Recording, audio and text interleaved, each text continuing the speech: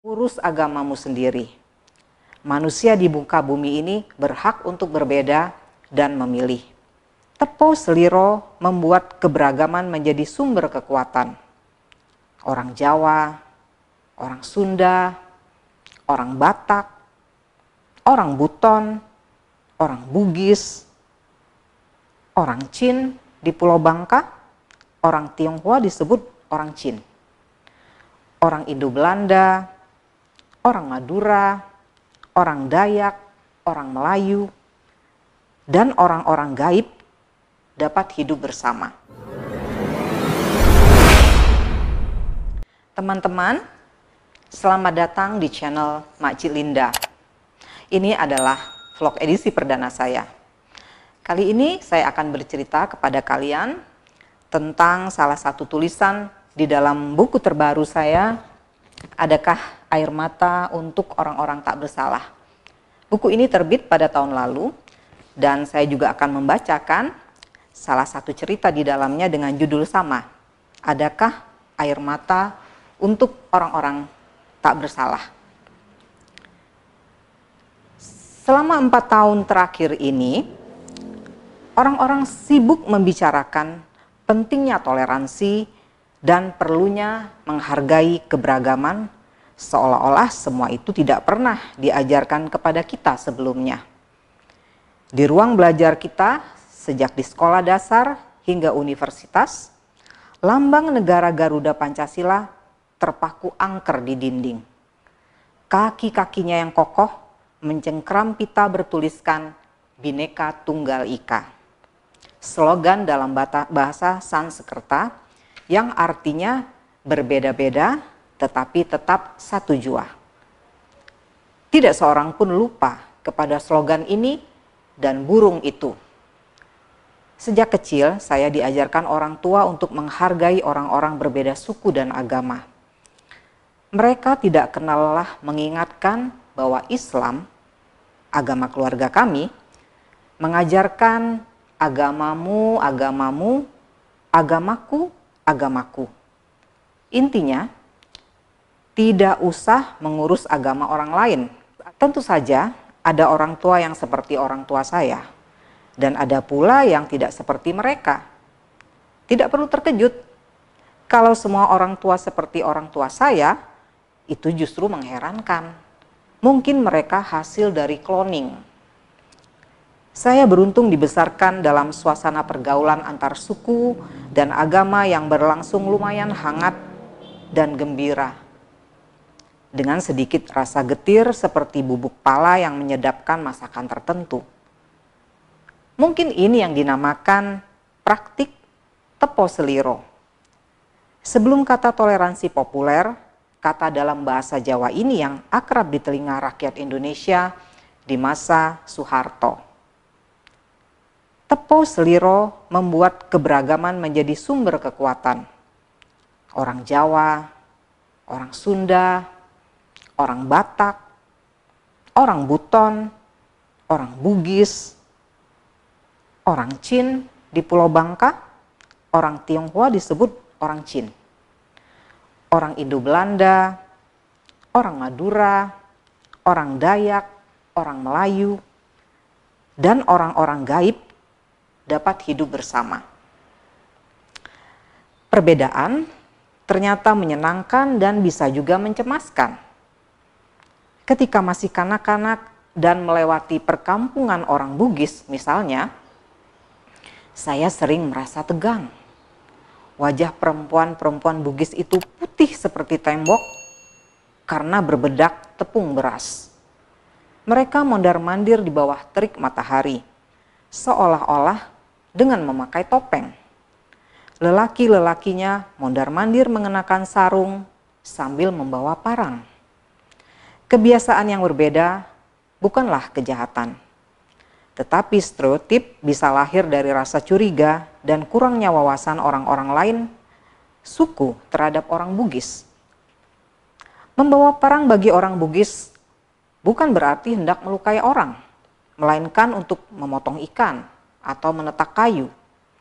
Selanjutnya, orang-orang yang tidak paham kebiasaan mereka mendramatisasi keadaan. Orang-orang Bugis juga dianggap aneh, keras, dan cepat naik pitam. Ketika masih kanak-kanak, saya yakin orang-orang Jawa dianak emaskan oleh negara Indonesia. Presiden kita selalu orang Jawa. Sempat sebentar orang Bugis menjabat secara tidak sengaja. Presiden mengundurkan diri, wakilnya otomatis jadi pengganti orang Bugis itu. Masjid dekat rumah orang tua saya pun kubahnya berbentuk limasan Jawa. Kami orang-orang non-Jawa adalah warga negara kelas 2. Pengusaha-pengusaha Chin juga diistimewakan. Mereka selalu dekat dengan pejabat dan beredar di lingkar terdekat kekuasaan.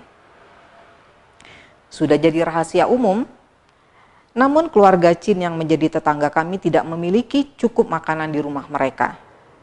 Kakek saya, satu-satunya orang Melayu dan tentunya beragama Islam, yang datang melayat saat anak laki-laki keluarga itu mati tenggelam akibat bekerja mendorong perahu nelayan ke tengah laut untuk membantu ibunya mencari uang. Kakek dan nenek meminta seluruh anggota keluarga itu bertamu ke rumah kami tiap hari raya Idul Fitri untuk makan ketupat, rendang, dan opor ayam. Mengapa tidak ada tetangga lain yang bersedia dekat-dekat dengan mereka? Menurut kakek, karena mereka miskin.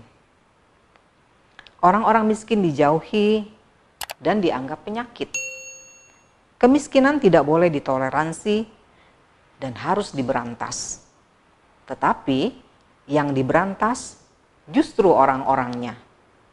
Mereka digusur, dikriminalisasi, diperlakukan sewenang-wenang. Ini fakta, bukan cerita fiksi. Kadangkala masalah antar warga timbul akibat perebutan pacar atau perselingkuhan pasangan, perkelahian anak, buah-buahan di kebun yang dicuri, air yang dicuri, tembok rumah yang dirusak, dan banyak lagi.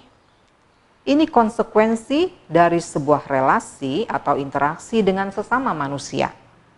Jika tindak kekerasan atau kejahatan terjadi, polisi biasanya terlibat.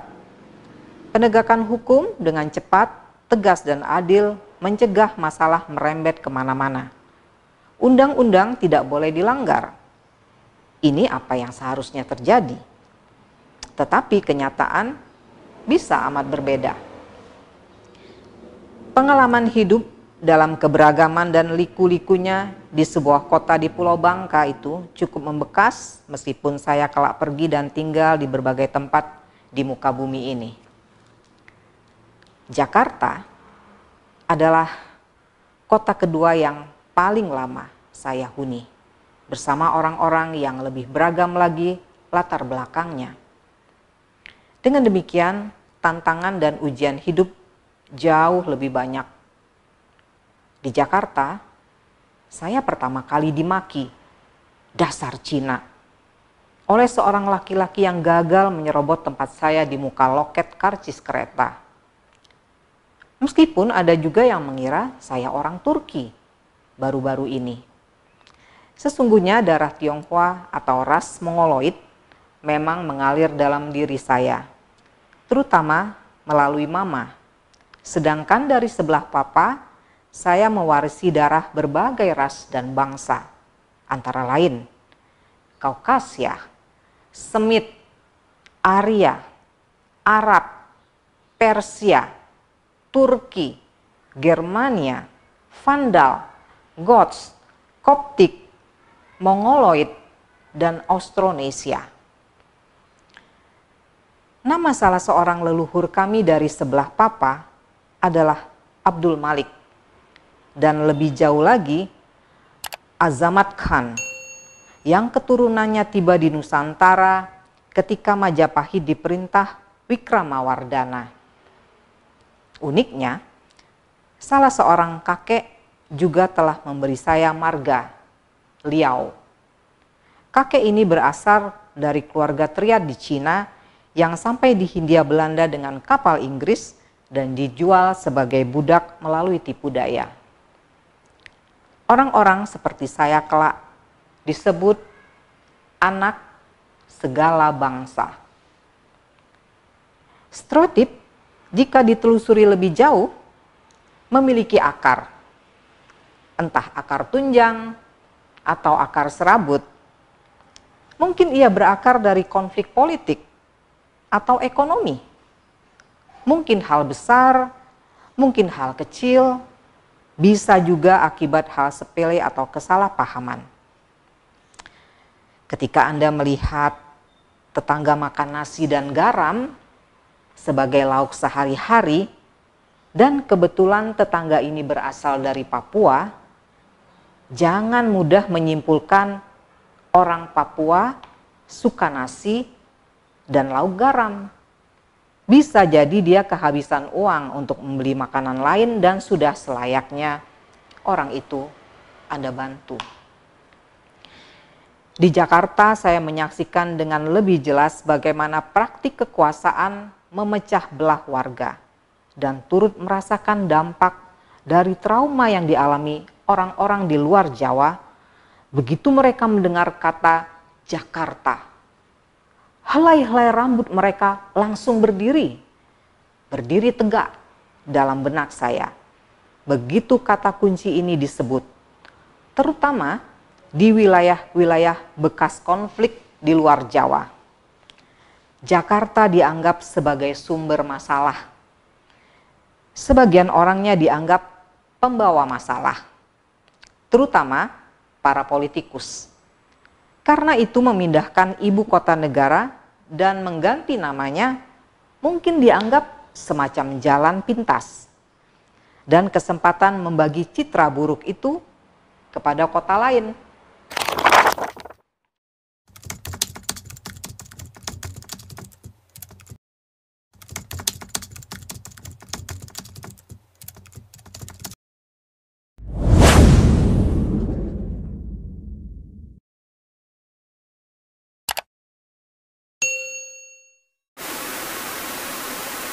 Setahun lalu, saya pergi ke sebuah kampung di Halmahera untuk mencari Beni Doro.